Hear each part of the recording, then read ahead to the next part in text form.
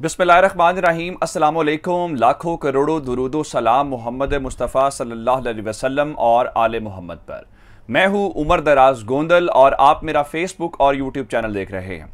पाकिस्तान की सियासत के अंदर जब हम ये लफ्ज़ कहते हैं कि हवाओं का रुख तब्दील हो गया है तो इसका एक बड़ा गहरा मतलब होता है, क्योंकि पाकिस्तान के अंदर जो ताकतें सियासत के ज़ाहिरन मंजरनामे पर नज़र नहीं आ रही होती, लेकिन जाहिर बात है पाकिस्तान की सियासत के अंदर एक बड़ा रोल है। तो पाकिस्तान के अंदर अब आज के दिन या पिछले चंद दिनों के अंदर वो मंजरनामा मुकम्मल तौर पे तब्दील होता हुआ नजर आ रहा है, जो हुकूमत की फ्रस्ट्रेशन के अंदर आपको इस वक्त सूरत हाल नजर आ रही है। आज की सबसे बड़ी खबर क्या है?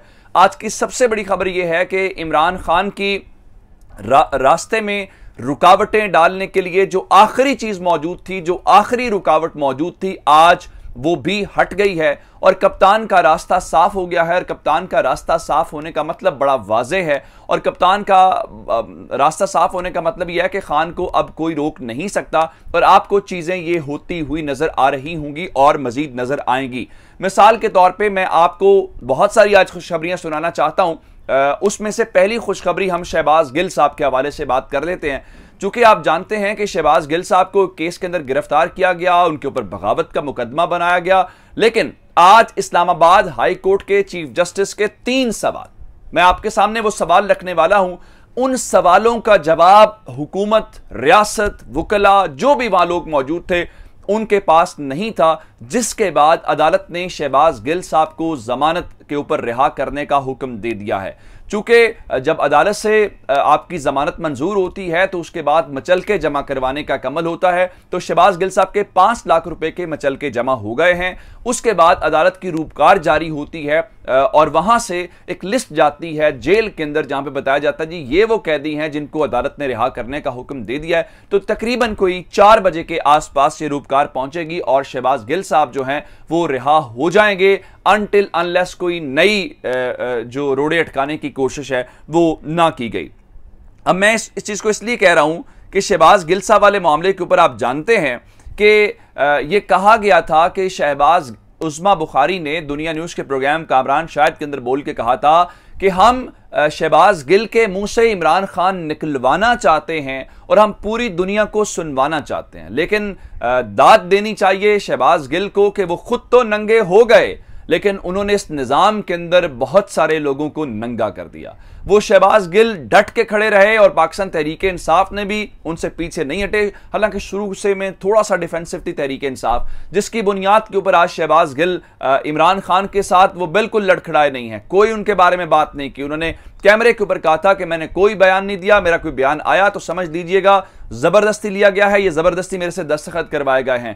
तो आज के दौर में हालांकि उनके साथ क्या कुछ नहीं किया गया, आप जानते हैं कि वो झटके देना, वो करंट लगाना, वो बयान भी नहीं किया जा सकता, लेकिन बहरहाल वो शहबाज गिल डट के खड़ा रहा और उस शहबाज गिल ने किसी भी तरीके से अपने आप को इनके सामने सरेंडर नहीं किया, जिसके बाद वो रिहा होने के बाद जमानत मंजूर होने के बाद 11:26 के ऊपर उनके ऑफिशियल ट्विटर हैंडल से एक ट्वीट भी हुआ, जिसमें कुरानी जो आयत है वो उन्होंने ट्वीट की, हस्बुनल्लाहि व निअमल वकील, और जिसका मतलब यह है कि अब उनका ट्विटर भी उनको वापस मिल गया है या मिल जाएगा और वो सियासी तौर पे भी एक्टिव हो जाएंगे। मैं आपको ये बात बताऊं, पहली खबर तो जाहिर बात है ये है, लेकिन आज के हवाले से चीफ जस्टिस अतर मिनल्ला की तारीफ ना करना गलत बात होगी। उन्होंने जब ये बार बार हो रही थी बगावत, उनका जी ये अदालत बगावत के मुकदमात को नहीं मानती।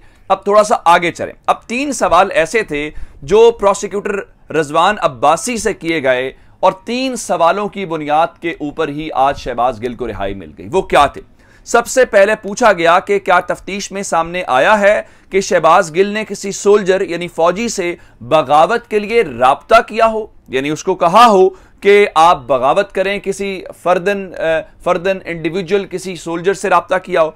दूसरे नंबर के ऊपर सवाल यह था कि अगर आर्म्ड फोर्सेस से मुतल्लिक ये बात है और उसके अंदर आर्म्ड फोर्सेस के अंदर बगावत पर उकसाने की बात है, तो क्या आर्म्ड फोर्सेस की जानिब से कोई शिकायत दर्ज करवाई गई है? क्या फौज ने खुद से कहा है कि हमारे अंदर बगावत की कोशिश की गई है, या इस किस्म की सूरत हाल? जाहिर बात है पहले सवाल का जवाब दिया जी सबको कहा है, उनका सबको ना बताएं, किसी से डायरेक्ट राब्ता करके कहा, तो जारी बात है वो नहीं किया। दूसरे नंबर के ऊपर क्या आर्म फोर्सेस की जानिब से कोई शिकायत दर्ज करवाई गई, तो उनकी जानिब से कोई ऐसी शिकायत दर्ज नहीं हुई, बल्कि ये वफाकी हुकूमत ने दर्ज करवाई है।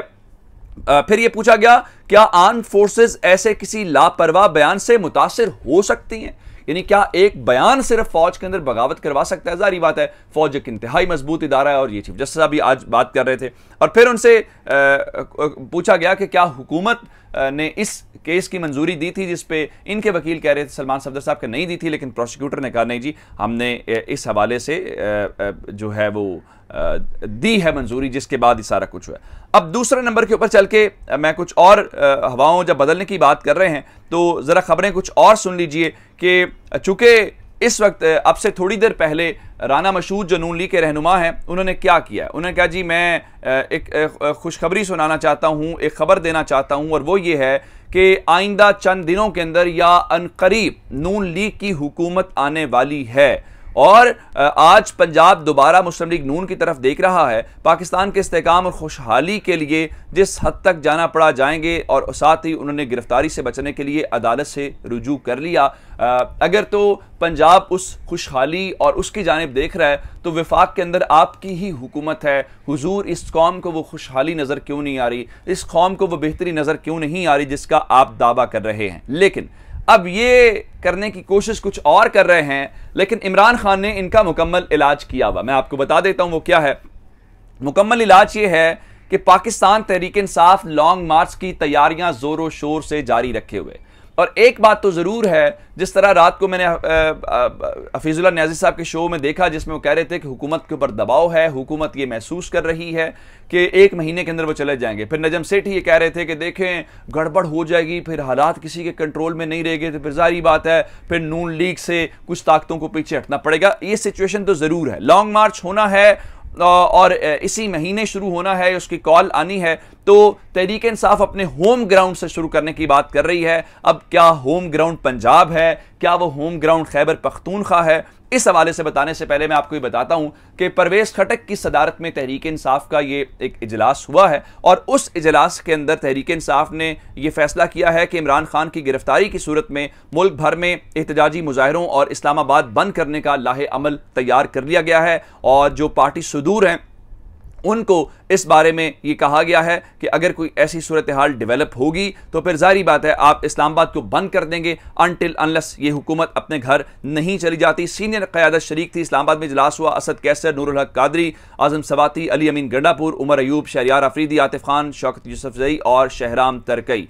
और उसके बाद खान साहब ने भी कल इस्लामाबाद के अंदर पार्टी के जो ओहदेदार हैं और यूथ के जो सूबाई सदूर हैं उनका इजलास तलब कर लिया है, जो जारी बात है वो उनको इस बारे में जो है वो करेंगे। अब मैं आपको एक और खबर दे दूं, इस वक्त एमक्यूएम के ऊपर बहुत प्रेशर है कि आप हुकूमत छोड़ें। आप जानते हैं कि 3 उनके लोगों की वो मिली डेड बॉडीज। इस सारी सूरत हाल को लेकर आज हंगामी इजलास राब्ता कमेटी ने बुलाया हुआ है जिसके अंदर फैसला करेंगे। मेरा ख्याल है वो हुकूमत नहीं छोड़ेंगे। हुकूमत छोड़ना उनके लिए आसान नहीं है, हुकूमत तो उनकी लाइफ लाइन है। लेकिन बहरहाल ये जरूर है कि इस वक्त प्रेशर है और प्रेशर बहुत बिल्ड हो चुका है। और ये सिर्फ और सिर्फ प्रेशर ये नहीं है हुकूमत का, प्रेशर ये है कि इमरान खान इतनी कामयाबी से अपना नैरेटिव बना रहे हैं, अब किसी को समझ नहीं आ रही कि इस हुकूमत के साथ खड़े हूं तो कैसे खड़े हूं। अब मैं आपको सुप्रीम कोर्ट वाली खबर देना चाहता हूं। आप जानते हैं कि तहरीक इंसाफ के लोगों के इस्तीफे मंजूर हुए थे, उन्होंने इस्लामाबाद हाई कोर्ट से रुजू किया। इस्लामाबाद हाई कोर्ट ने सिर्फ शकूर शाद साहब के हवाले से उनका इस्तीफा मंजूर करने का जो नोटिफिकेशन है उसको मुअत्तल किया, बाकी को कहा सीटें खाली होंगी। और इलेक्शन कमीशन ने अगले 16 अक्टूबर को इलेक्शन की तारीख भी दे दी है। तो पहले दरखास्त जमा करवाई गई जिसके ऊपर सुप्रीम कोर्ट ने एतराज लगाया। आज एक बार फिर एतराज को दूर करने के बाद तहरीक इंसाफ ने वो दरखास्त जमा करवा दी है और वो अब उसके ऊपर समाअत होगी, जिसका मतलब ये है कि यहां पे भी एक बार फिर सुप्रीम कोर्ट के अंदर कहां मामला ज़ेरे समाअत आने वाला है, क्या उससे इलेक्शन डिले होगा या नहीं होगा, वो सारी बातें अपनी तरफ है। लेकिन फिलहाल इस वक्त पाकिस्तान की हुकूमत बहुत प्रेशर के अंदर है। गो के उज़्बेकिस्तान पहुंच गए हैं शहबाज शरीफ, वहां से वीडियोज भी जारी की जा रही हैं, लेकिन जारी बात है वीडियो से वो परेशानी तो छुपती नहीं। अपना बहुत सारा ख्याल रखिएगा। खुदा हाफिज़।